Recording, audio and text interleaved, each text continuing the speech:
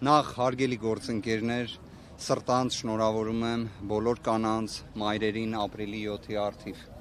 Կարծում եմ մեր հասարակության ամենամեծ հենարանը հենց կանայք են։ Կարծում եմ վերջին տարիներին այն փորձությունները, այն դժվարությունները, որ մեր հասարակությունը տեսել է, հաղթահարում է եւ ել ավելի է հաղթահարելու, առավելապես հենց կանանց շնորհիվ են։ Խոնարհումս մեր հայ կանանց առջև։ Ինչ վերաբերում է այն ամենին, ինչ տեղի է ունենում այստեղ։ Գործընկերներ, սա պրիմիտիվ վախի դրսևորում է։ Վերջերս տեսնում ենք, չէ, հաճախ գործադիր իշխանության այս պահի դրությամբ ղեկավարը խոսում է ուժեղ տղերքի մասին։ Բա ուժեղ տղերքը արդյոք քաղաքական հայտ ներկայացնելուց մի քանի օր առաջ հատուկ հրատապ կերպով ընտրական օրենսգրքի փոփոխություն են անում զուտ Սամվել Կարապետյան բառը, անունը, ազգանունը չօգտագործելու համար։ Բա սա արդյոք ուժեղ իշխանության դիրքն է։ Կարծում եմ սոցիոլոգիական հարցումները եւ ողջամիտ տրամաբանությունը կհուշի, որ սա վախեցած իշխանության վարքագիծ է։ Շատ վախեցած նույնիսկ։ Այսինքն, երբ 10 ամիս առաջ մեր հանրությունը տեսավ ինչ աստիճան ակնհայտ ապօրինի քաղաքական հետապնդում մեկնարկեց Սամվել Կարապետյանի նկատմամբ, մեր ձևով կմասնակցենք մեր մայր աթոռի պաշտպանությանը նախադասության համար, դա ակնհայտ էր, որ վախի դրսևորում էր։ Երբ Երևան քաղաքում փակցվել էին Սամվել Կարապետյանի լուսանկարները եւ ոստիկանության ծառայողները, քաղաքապետարանի ծառայողները համառորեն պայքարում էին վճռականորեն ամեն մի լուսանկարի դեմ, դա վախի դրսևորում էր։ Երբ այսօր արդեն խոսում են նրա մասին, որ Սամվել Կարապետյան անձնանունը չի կարող օգտագործվել որպես դաշինքի անվանման մեջ, սա ամենամեծ վախի դրսևորումն է։ Ավելին, իրավական առումով 2026 թվականի մարտի 31-ին այլևս հրապարակային փաստ էր, որ ուժեղ Հայաստան դաշինքը մասնակցում է անվանման կոնկրետ ուժեղ Հայաստան Սամվել Կարապետյանի հետ անվանումը արձանագրելով։ Դա այլևս հրապարակային փաստ էր, իրավական նշանակություն ունեցող փաստ էր։ Այսինքն այն աստիճան ապօրինություն է տեղի ունենում, որի նախադեպը չի եղել, որովհետև պայքարել անվանման դեմ, սա իսկապես նորարություն է։ Եվրոպական փորձի մասին շատ են չէ խոսում, ես եվրոպական երկիր չեմ պատկերացնում, որ կենտրոնական ընտրական հանձնաժողով համապատասխան հայտերը ներկայացնելուց ժամեր առաջ, որտեղ կարող եմ նույնիսկ այս ձևակերպումը օգտագործել, ժամեր առաջ ներկայացվի ընտրական օրենսգրքի նման սուբստանտիվ փոփոխություն։ Ինչի եմ օգտագործում սուբստանտիվ եզրույթը, այսինքն հիմնարար բովանդակային, որովհետև Վենետիկի հանձնաժողովը հենց նման վարքագիծը արգելում է։ Այլ հարց, որ Հայաստանի Հանրապետության իշխանությունները ամեն օր խոսելով եվրոպական արժեքների մասին, կիլոմետրերով հեռվանում են այդ արժեքներից։ Իդեպ, օրինակ Վենետիկի հանձնաժողովի կանոնները այս կերպ կարող են մեկնաբանել եւ նման կերպ փոփոխություն անել մեր հարևան երկրներից, օրինակ Ադրբեջանում։ Իդեպ կարող է եւ հենց որպես լավագույն փորձ վերցնում են հենց այդ օրինակը։ Չեմ բացառում։ Այն, որ սա, կներեք ամփոփեմ խոսքս, այն, որ սա ընտրական համակարգի հավասարության խաթարում է, քանի որ ինչա որ իրանք դեռևս այս պահին ունեն նման վարչական լծակներ, բանեցնում են դա եւ միջամտում են ընտրական գործընթացին, դա հավասարության խաթարում է։ Բայց այս ամենը խոսում է մի մասին, որ փոփոխությունները գալիս են։ Փոփոխությունները գալիս են Սամվել Կարապետյանի հետ, փոփոխությունները գալիս են ուժեղ Հայաստան դաշինքի հետ, անձնանունից կվախենան, թե չեն վախենա, Քավլիցի, մի իրավական տեխնիկական հանգամանք էլ նշեմ, իդեպ շատ հետաքրքիր է դա։ Պատկերացրեք օրենքի նախագծում անցումային դրույթով արձանագրել են, որ այս փաթեթը ուժի մեջ է մտնում հրապարակումից հետո անմիջապես, որ պատկերացնեք այս ձևակերպումը օգտագործվում է ռազմական դրությունների, արտակարգ իրավիճակների, արհավիրքների դեպքում, երբ դա տեղի է ունենում։ Հետևաբար օրվա իշխանությունների համար Սամվել Կարապետյանի հետ դաշինք բառերը այդ անձնանունը կարելի է նման անալոգիայով անցկացնել։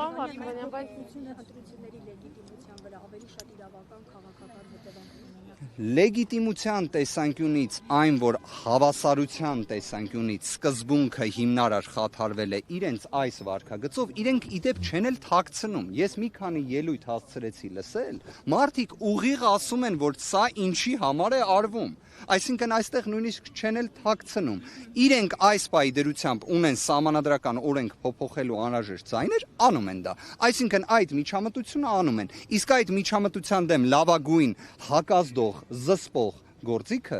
հարգելի գործընկերներ, ժողովրդավարությունը դա ցույց է տվել որն է։ Ժողովրդավարությունը։ Դա ժողովուրդն է իր իշխանության իրացմամբ։ Իսկ ժողովրդից ազդակները կարծում եմ առավել քան հստակ են։ Իրենք նաև պնդում են, որ սա ընտրությունները կամ ընտրապայքարը ոչ թե անձերի, այլ գաղափարների շուրջ։ Հարգելիներս, եթե նման երևույթ կա 2026 թվականի փետրվարի դրությամբ, երբ այս պայդերությամբ հանրապետության նախագահ Վահագն Խաչատուրյան, եթե չեմ սխալվում, երբ հրամանագիրը ընդունում էր, դրա մասին չգիտեին։ Այդ հրամանագիրը ընդունվելու պահից օրինակ հիմա եթե ես բարեգործություն անեմ, մեկ մեր հայրենակցի համար, ով դրա կարիքը ունի, կգան քրեական գործ կհարուցեն եւ դուք կտեսնեք մի դաժան տեսանյութ բավականին բամբ ձայնով, որտեղ կհրապարակվի, որ խախտվել է բարեգործության արգելքը։ Հա, դրա հիմքն էլ հանդիսանում է Վահագն Խաչատուրյանի ընդունած հրամանագիրը։ Բա այդ հրամանագիրը այս դեպքում չի աշխատում, այլ կերպ ասած իրենք նաև նսեմացնում են նախագահի հրամանագրի ինստիտուտը, բայց իրենց թիմակիցն է, երևի իրենք այդտեղ խնդիր չեն տեսնում։ Միտում որպես այդպեսին ակնհայտ է ամեն կերպ վախին արձագանք։ Ես հասկանում եմ, որ դա է ի վերջո մարդկային իմաստով կարելի է հասկանալ, քաղաքական իրավական առումով սա խայտառակություն է։ Դուք կներկայացնեք Ճապանության մեջ չմտնում։ իրավական դաշտում հիմա կնշեք դուք կոնկրետ ինչ խնդիրների առաջ եք կանգնելու, դուք կարողանալու եք փոփոխել օրինակ պարզապես ուժեղ Հայաստան առանց Սամվել Կարապետյանի հետ եւ մասնակցել ընտրություններին։ Գիտեք, ես կարծում եմ թող լինեն համապատասխան իրավական ռեժիմները, ի վերջո տեսեք, օրինակ երևի ծայրահեղ անհավանական մի բանն է, որ մենք միասին այսօր կարողանանք թռնել լուսին, չէ՞։ Օրինակ բոլորով ապրիլի 7-ի արդիվ թռնենք լուսին։ Այդ աստիճան անհավանական երևույթ է, օրինակ, որ Խաչատուրյան Վահագը, հանրապետության նախագահը 3 օր հետո ստորագրի այս հրամանագիրը եւ այն ոչ մի իրավական հետևանք չենթադրի։ Կամ կենտրոնական ընտրական հանձնաժողովը առաջնորդվի այն օրինականության կանխավարկածով, որ հետադարձ ուժի արգելք կա, վատթարացնող նորմ կա, մարտի 31-ից այլևս այս դաշինքը փաստ է եւ այլն։ Սենց անհավանական երևույթները, որոնք 0.1%-ի տրամաբանությամբ են, բայց հնարավոր է, չէ՞ գոյություն ունենան։ Եկեք այդ փոքր ժամանակը սպասենք, այնուհետև հստակ դիրքորոշումը կներկայացնենք։ Ենթադրվում է, որ փոփոխությունները կընդունվեն։ Ինչպես ինչ անվանումով է դաշինքը մասնակցելու եւ մեկ էլ մի հարց, հա, պարոն Վարդանյան, տեսնում ենք, որ ուժեղ Հայաստան Սամվել Կարապետյանի հետ դաշինքը Սամվել Կարապետյանի հենց լուսանկարով է ներկայացում համացանցում, այլ տեղերում։ Հնարավոր է, որ այս փոփոխություններով նաև լուսանկարը որպեսզի չանձնավորվի պահանջների լուսանկարով։ Ես նույնիսկ կարող եմ ասել, որ եթե օրինակ հիմա դուք ոստիկանության ծառայողների եւ հատկապես Երևանի քաղաքապետարանի ծառայողների մոտ ձեր բջջային հեռախոսի վրա երկար պայեք Սամվել Կարապետյանի լուսանկարը, հնարավոր է ձեր բջջային հեռախոսը արգրավեն, նույնիսկ կալանավորեն ձեր բջջային հեռախոսը։ Նման հնարավորություններ կարող են լինել, ամեն ինչ էլ կարող է լինել, բայց այլ հարց, որ այդ ամեն ինչի դեմ ամենակարևոր կանխարգելող գործիքը դա ժողովրդի վստահությունն է, ժողովրդի ձայնն է, ժողովրդի դիրքորոշումն է, որի վերաբերյալ հստակ ազդակները կան։ Իդեպ հենց այդ հստակ ազդակներին ի պատասխան է, որ այսօրով նման աբսուրդային օրենսդրական նախաձեռնություն են բերել, որովհետև իրենց թվում է, եթե դաշինքի մեջ չօգտագործեն Սամվել Կարապետյան անունը, դրանից ինչ որ բան է փոխվելու։ Այն, որ փոփոխությունները գալիս են, այն, որ հստակ է, իրենց պատկերացումն է դա։ Իրենց պատկերացումն է դա, որ եթե բան չի փոխվելու այս ամեն ինչի արդիվ եք կազմակերպել, գնացեք այդ անունով։ Տեսեք, ի վերջո մենք ունենք ընտրական օրենսդրության սկզբունքներ, չէ՞։ Հավասարության սկզբունք։ Դա իրենից ենթադրում է, որ չի կարելի անել ապօրինություն։ Ապօրինությունը անում են, դրա վերաբերյալ գնահատականը տալիս ենք։ Ավելին, քաղաքական որոշումը իրավական հետևանք ներկայացնող ներկայացրել էինք։ Արդեն այլևս մի հատ պատկերացրեք, օրինակ, հանրությանը արդեն նման ձևով տեղեկատվությունը հասու է դարձել։ Ոնց կարելի է միջամտել, ժողովրդի իշխանության, ընտրողի, հանրության իրացման, իրավունքների իրացման գործընթացին, բայց այս իշխանությունը դա էլ է անում։ Այսինքն այլ կերպ ասած, եվրոպական ստանդարտների, մեր օրենսդրության ստանդարտների նկատմամբ սա պարզապես նսեմացնող վարքագիծ է։ Քավլիցի նորից կկրկնեմ, փոփոխությունները գալիս են։ Տիկին Մելոյան, խնդրեմ դուք շարունակեք։ Կներեք հիմա տիկին, լսեմ։ Այո։ Պարոն Վարդանյան, հակակոռուպցիոն կոմիտեն ձայնագրություն էր հրապարակել, դա այն մասին էր, որ ձեր թիմը գումար է բաժանում քաղաքացիներին, ընտրողներին, որպեսզի Սամվել Կարապետյանին ընտրեն։ Ինչ կարող եք ասել, դրանք հստակ ձայնագրություններ էին, կարծես թե չհերքվեց։ Տիկին Սարգսյան, ես զարմանում եմ, որ դուք ասում եք հստակ ձայնագրությունը, առավել ևս ձեր փորձից ելնելով, վստահ եմ դուք կարողանում եք տարբերակել մոնտաժված ձայնագրությունները ոչ մոնտաժված ձայնագրություններից։ Ավելին, ես վստահ եմ մեր գործընկերները կհիշեն 2020 թվականին մի աղմկարույց սկանդալային ձայնագրություն էր հրապարակվել, որը ներկայացվում էր որպես սպանության փորձի կազմակերպման վերաբերյալ մի ձայնագրություն։ Այնուհետև նույն դատախազությունը, նույն քննչականով հրապարակել էր այդ ձայնագրությունը, իրենց իսկ ձեռքով կարճեցին այդ քրեական վարույթը, այն հիմքով, որ այդ ձայնագրությունը եղել է կենցաղային բնույթի։ Ավելին, ես լսել եմ փաստաբաններից, ով այդ գործով ներգրաված է հայտարարությունը, ըստ որի ներկայացված միջնորդություններից գրեթե ոչ մեկը չի էլ բավարարվել։ Նույնիսկ հիմնավոր կասկածը չի հաստատվել։ Իդեպ, բա պատկերացրեք, եթե պարզվի այդ խոսակցությունը կենցաղային բնույթի էր։ Օրինակ, երկու հարազատների միջև խոսակցություն էր, որից հետո ծիծաղում են այդ նույն անձինք, բայց դա ձայնագրության մեջ, որը հրապարակվել էր, չէր դրվել, բայց սղագրության մեջ այն կար։ Հնարավոր է, չէ՞ դա։ Ավելին, այս իշխանությունների ձեռագիրը ամեն կերպ, ամեն ինչ մոնտաժելու եւ հանրությանը հրամցնելու, սուտն ու կեղծիքը հրամցնելու անգերազանցելի է։ Ի վերջո հենց այս իշխանություններն էին, որ բոլորը, այդ թվում այս ազգային ժողովում իդեպ, խոսում էին նրա մասին, որ պրոբացիայի ծառայությունը թույլ է տվել Սամվել Կարապետյանին տեսաուղերձներով հանդես գալ։ Հետո հենց իրենք ընդունեցին, որ դա սուտ է։ Մտահոգություն չկա, որ Տիկին Սարգսյան, ես կարող եմ ասել, որ նման արտահայտությունները նույնիսկ հարցադրմամբ հնչեցնելը ծայրահեղ վիրավորական է։ Ուժեղ Հայաստան կուսակցությունը դաշինքը իր գործունեությունը իրականացնում է Հայաստանի Հանրապետության օրենսդրության եւ սահմանադրությանը համապատասխան, եւ եթե ձեր պատկերացրած որևէ մի վարքագիծ լիներ, ապա այն գիտեք, այսպես սփռված կլիներ ամբողջ տեղեկատվական դաշտում։ Այն էլ մի հատ կիսատ պռած ձայնագրություններ, այն էլ պարզվեց հիմնավոր կասկածներն չեն հաստատվում։ Շնորհակալ եմ հարցի համար։ Այսօր տեսա։ Իդեպ այսօր տեսա հայտարարությունը։ Տեսա իդեպ։ Գիտեք, շատ հետաքրքիր էր, որ երևի թե քննչական կոմիտեն այս անգամ չի հասցրել տեղեկությունները փոխանցել գործադիր իշխանության ղեկավարին։ Այս անգամ հակառակն է տեղի ունեցել, գործընկերներ։ Շատ վիրավորված եմ ինչ-որ իմաստով, բայց նաև ոչ զարմացած։ Հեսա պատասխանում եմ։ Տեսեք, նախորդ անգամ Նիկոլ Փաշինյանը հայտարարեց, որ քննիչը թույլ է տվել, մինչդեռ մենք դրա մասին տեղեկություն չունեինք։ Երբ ստացանք որոշումը, պարզվեց քննիչը ոչ թե թույլ է տվել Սամվել Կարապետյանին ուղիղ եթեր մտնել, ոչ թե թույլ է տվել տեսաուղերձներ հրապարակել, այլ բացառապես մեկ տեսաուղերձ ժամկետային սահմանափակմամբ, որը մինչև մարտի 27-ն էր։ Մարտի 23-ին ստանալով նշված որոշումը անհապաղ դիմել եմ քննիչին քանակական սահմանափակումը վերացնելու համար, որտեղ այդ ինչ է նշանակում մեկ տեսաուղերձ, երբ գործադիր իշխանության ղեկավարը ասում է անսահմանափակ տեսաուղերձներ, նույնիսկ ուղիղ եթեր։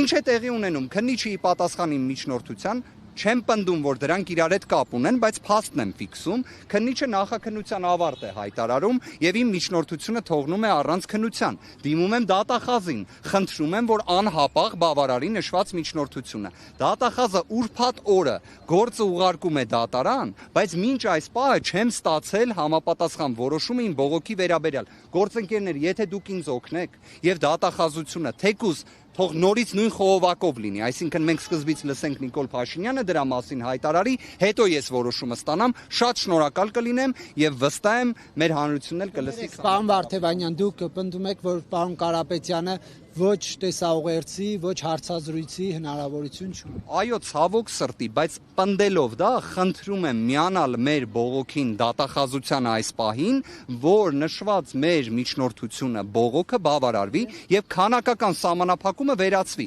Այդ թվում ժամկետային սահմանափակումն է, որտեվ կարծում եմ, որ պատկերացնեք, տենց երևույթ գոյություն չունի, որ օրինակ խոսեն մշտապես մի անձի մասին, իրեն տան մեկ հնարավորություն, որ ինքը տեսաուղերձով պատասխանի, դրանից հետո նորից խոսեմ, բայց ինքը չկարողանա։ Հետևաբար այս ստերին ուղղակի եկեք վերջ տանք, բայց մյուս կողմից իրավական տիրույթ էլ ունենանք։ Պարոն Վարդևանյան եւ պարոն Կարապետյանը արդեն սկսել է այլ պետության քաղաքացիություններից հրաժարվելու գործընթացը, թե ոչ, եւ գնեք, այսպիսի մի բան կա, ասում են նա հիմա Ֆրանսիայում ինչ որ դատական գործերի մեջ է, իսկ նման իրավիճակներում Եվրամիությունը թույլ չի տալիս քաղաքացիությունից հրաժարվել։ Կարող եմ մի բան ասել, որ նշված հարցի վերաբերյալ ամենաճիշտ հասցեատերը եւ հնարավորությունն է։ Պարոն Ալեքսանյանը ճիշտ է ասել, լավ է ասել, պարզապես ես էլ մի հստակ տրամաբանական բան ասեմ։ Կարծում եմ, որ այդ հարցը ինձ փոխանցելը, որ ես վերջնական հաստատում պատասխան տամ ընթացքի վերաբերյալ, կոռեկտ էլ չէ։ Հենց ճիշտ կլինի Սամվել Կարապետյանին այդ հարցը տալու հնարավորություն լինի, դրա համար էլ թող ապօրինի տնային կալանքը վերացնեն ի վերջո։ Իդեպ մենք շատ խոսում ենք տեսաուղերձներից, բայց մենք ունենք տնային կալանք նախաքննության ավարտի պայմաններում։ Ինչի համար։ Իսկ վերաբերում է հենց այդ,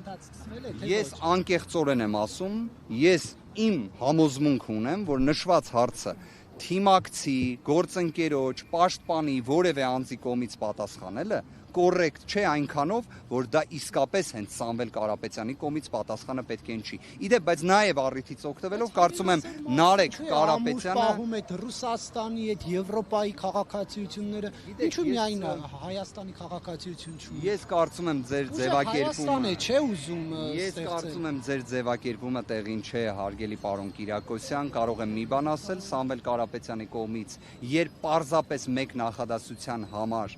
մեկնարկեց քրեական քաղաքական հետապնդումը եւ այն վարքագիծը, որը ինքը ցույց տվեց 10 ամիս տևող ինտենսիվ խափաման միջոցի պայմաններում, դա ուժեղ հայ մարդու վարքագիծ է, իսկ նույն քաղաքացիության վերաբերյալ էլ դիրքորոշումը ներկայացվել է, որ բոլոր այն պատկերացումները, որ ունեն մեր հայրենակիցները, ի կատար են ածվելու։ Միաժամանակ դրա վերաբերյալ հարցը, կրկին եմ ասում, մարդկայնորեն կոռեկտ չէ, որ ես մեկնաբանեմ կամ որևէ մեկ այլ անձ։ Սամվել Կարապետյանը վստահ եմ, նույնիսկ կարող եմ այդ մի մասը գաղտնազերծել։ Շատ հետաքրքիր պատասխանը տալու է, որը դուր է գալու մեր հայրենակիցներին եւ մեր Հայաստանի Հանրապետության քաղաքացիներին, Տիկին Մելոյանին էլ խնդրենք շարունակել։ Վարդևանյան ինքը կասի, թե AI-ի միջոցով կասի այդ հետաքրքիր բանը։ Գիտեք, շատ հետաքրքիր հարց եք տալի, իսկ AI-ի միջոցով ինչի համար ենք ստիպված եղել հայտարարություն անել։ Մի հատ այդ հարցը մեկը ինձ կպատասխանի, հատկապես երևի թե Հանրապետության հրապարակում նստած գործընկերներին խնդրենք, էլի։ Այդ ոնց է ստացվում, որ քննիչին դիմում եմ, ասում եմ տվեք թույլտվություն տեսաուղերձով հանդես գալու, մերժում է։ Դա անում եմ հունվարին, դա անում եմ փետրվարին, դա անում եմ մարտ ամսին, այս նույն շենքում նստածել մարդիկ ասում են դա պրոբացիայի ծառայությունը պետք է թույլ տա, հետո նույն այդ քննիչը եւ դատարանը եւ նույն գործադիր իշխանության ղեկավարը ընդունում են, որ ստում էին այդքան ամիս։ Բա արհեստական բանականությունը ինչի էր ընտրվել որպես լուծում։ Այդ հարցը կարծես